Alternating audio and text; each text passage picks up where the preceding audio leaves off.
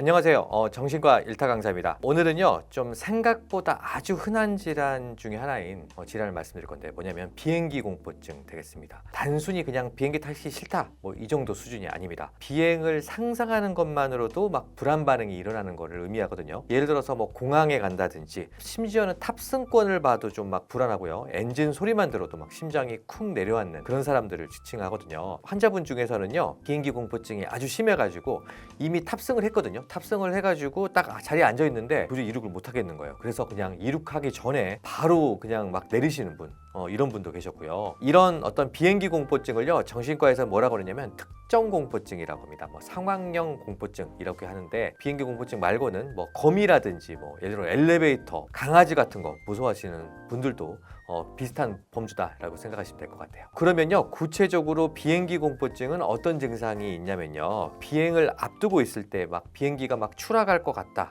이 안에서 죽을 수도 있을 것 같다, 이런 생각이 막 자동적으로 떠오르고요. 막 심장이 빨리 뛰기도 하고요, 막 숨이 가빠지기도 하고 손발이 떨리고 막 식은땀이 나는 약간 우리 공황발작 증상들이 보이기 시작합니다. 비행기 공포증은 얼마나 흔할까요? 의외로 많은데요. 연구에 따르면요, 성인 인구의 한 6에서 7% 정도가 비행기 공포증을 경험한다고 하거든요.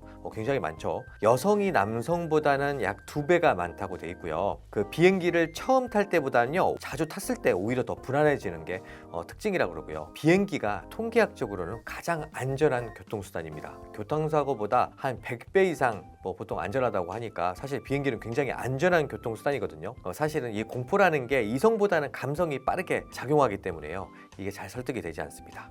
그러면요, 비행기 공포증은 왜 생길까요? 원인은 뭘까요? 먼저 과거 경험이 있을 수 있겠거든요. 난기류라든지 불시착 같은 거, 이런 거 한번 경험해 보신 분들은 트라우마라고 그러죠. 이런 불쾌한 경험이 남아있는 경우에 비행기 공포증이 심해질 수 있고요. 그 다음에 학습된 공포라고 할 수 있는데, 예를 들어서 영화 같은 거, 그 다음에 뉴스 같은 거에서 비행기가 추락해서 전원 사망했다, 우리 얼마 전에도 끔찍한 사고가 있었죠, 우리나라도.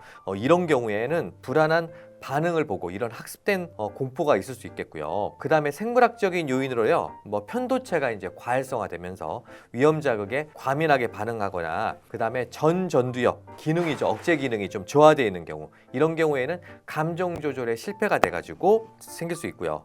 그러면 이제 뇌가 자동적으로 이건 위험하다고 오판하는 거, 이게 이제 생물학적 요인이 되겠죠. 이거를 어떻게 치료해야 되느냐? 먼저 인지행동 치료를 하게 됩니다. 인지행동 치료라는 게요, 불합리한 사고를 교정하고요, 비행 상황 같은 거를 노출을 계속 반복적으로 하는 걸 우리가 인지행동 치료라고 하거든요.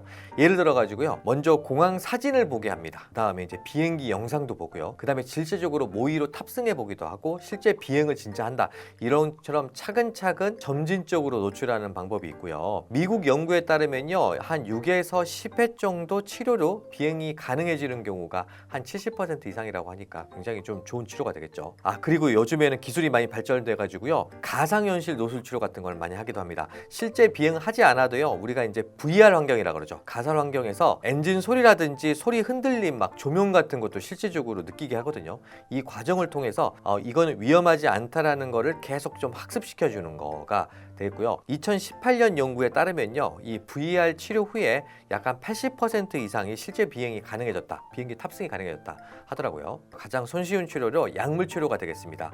SSRI, SNRI 같은 그 항우울제 같은 것들이 전반적으로 불안 증상을 조절시켜주는 역할도 하고요. 그 베타차단제라고 그러죠. 이 베타차단제가 심박동수를 좀 억제해주는 역할을 하니까 효과가 있고요. 가장 많이 쓰는 거는요, 사실은 그냥 단기적으로 벤조다이제핀계 항불안제 같은 걸 쓰거든요.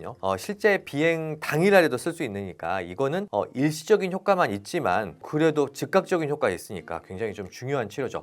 물론 이 약물 치료만으로 근본적인 해결책이라고 볼 수 없겠지만 즉각적인 효과가 있으니까 굉장히 효과적인 치료가 되겠습니다. 그리고요, 이 약물 치료는요, 당장 비행기 타야 되는 경우 있잖아요. 예를 들어서 다음 주에 타야 돼요, 이런 경우에 언제 인지행동 치료, 가상 치료 이렇게 하겠어요. 그러니까 이럴 때는 그냥 일시적인 효과만 있지만 그래도 약물 치료를 하는 게 좀 많이 도움이 됩니다. 그러면 극복하는 생각하는 뭐 팁 같은 건 없느냐? 비행 전에 뭐 카페인이라든지 알코올 섭취하는 거는 조금 자제하시는 게 좋고요.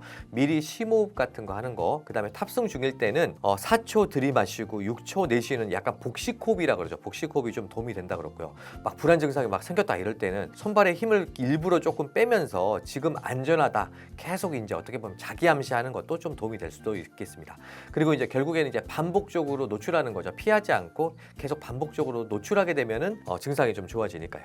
비행기 공포증은요, 어떻게 보면 겁이 많은 게 아니라 위험을 이제 과대평가하게 되는, 어떻게 보면 뇌에 좀 약간 오작동 같은 거라고 볼 수 있거든요. 그리고 치료 목표는요, 두려움을 완전히 없애는 게 목표는 아니고요. 두려움을 우리가 그냥 데리고 다니고 비행기를 탈 수 있도록, 그러니까 두려움이 있는 상태에서 비행기를 타게 하는 게 치료의 목표가 되겠습니다. 혹시 오늘 영상 보시고요, 아 나도 비행기 공포증 있는데 그래서 비행기 못 타는데 하시는 분들 있으면 가까운 정신과 방문하셔서 치료받으시기를 권해드립니다. 오늘은요 아주 흔한 정신과적인 질병 중에 하나인 비행기 공포증에 대해서 한번 알아봤습니다. 오늘 영상이 좋으셨다면요, 구독, 좋아요, 알림 설정 해주시기 바랍니다. 이제까지 정신과 일타 강사였습니다.